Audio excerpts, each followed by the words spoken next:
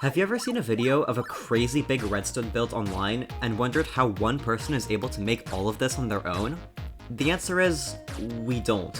Now, we don't have a secret team of helpers logging in to build the redstone for us, but what we do have is an arsenal of dozens of mods and tools that allow us to completely skip the manual block placing, expedite debugging, and make the finished build look 10 times better on camera.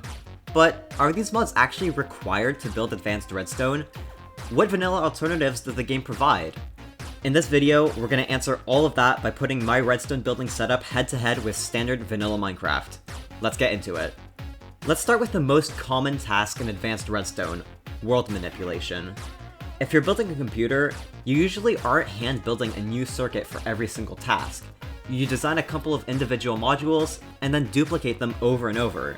In vanilla, your only real tool for this is the /clone command. And let me tell you, /clone is a nightmare. You have to fly to one corner of your module, record the coordinates, fly to the opposite corner, record those, fly to the target destination, try to guess the exact alignment, and type a long command, only to realize that you offset it by a tiny bit, ruining your wiring and forcing you to either manually rebuild the entire thing or create a backup of the entire world before running each command because vanilla doesn't have an undo button. With Axiom, duplicating a circuit takes 3 seconds. I press a hotkey to bring up the duplicate tool, select the module with my mouse, and drag it to where I want to paste it. And if I misalign it by a block, I just hit Ctrl Z to undo it instantly. The next bottleneck is perspective. While doing complex computational redstone, you often need to be watching an output in one area while inputting data somewhere else.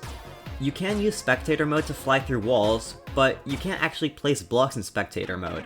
The mod solution to this is Freecam. Freecam lets me temporarily leave my character's body, and I can fly straight through solid blocks, interact with blocks, and press a button to snap back to my player's perspective. I can even control my player while in Freecam, allowing me to press a button in one spot and watch the output on the other side of my build.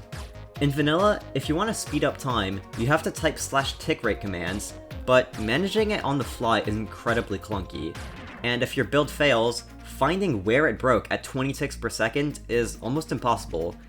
With game speed, I have complete control over the fabric of time. If I'm waiting for a slow mathematical calculation to finish, I can increase the tick rate instantly.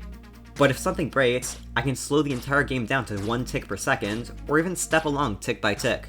However, software mods are only half the story. While optimizing my game keeps my redstone running fast, a good physical workspace is also important. That's why I've partnered with Epic Desk to level up my setup. They make incredibly premium, artist-driven gaming mats that are individually tailored for creators with completely original, non-AI work. The material has an insanely smooth glide, and the heavy-duty stitching is built to last. To celebrate summer break and our upcoming 10,000 subscriber milestone, we're running a completely free giveaway for one of their desk mats. You can enter the giveaway using the first link in the description below, and if you want to grab one for yourself right now, you can use my affiliate link to help support my channel and use discount code DAXIS110 at checkout for 10% off. Vanilla Minecraft actually hides a massive amount of crucial information from you.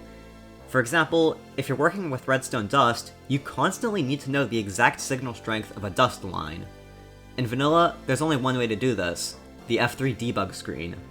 Staring at this giant wall of text just to locate the tiny line that says the power level is a massive headache, and it completely blocks your view of the actual redstone. Instead, I use the Redstone Tweaks resource pack. It prints the exact signal strength number directly on top of the redstone dust, and it also adds a couple of quality of life texture changes, such as clearer orientations for observers and hoppers, as well as a more readable lamp texture. Finally, when dealing with super precise redstone machines, debugging them becomes just as precise a job. Normally, to debug a circuit, you have to run the same scenario over and over until you even just find the problem, then continually test fixes for it until one of them finally works. But with Replay Mod, I can record one test run, and then when I load up the replay file, I can fly around my redstone, pause and rewind time, and find the bug with just one test run. And of course, none of this matters if your game is running at 4 frames per second. Running massive computers with thousands of simultaneous block updates will lag a vanilla client, even if you have a beefy PC.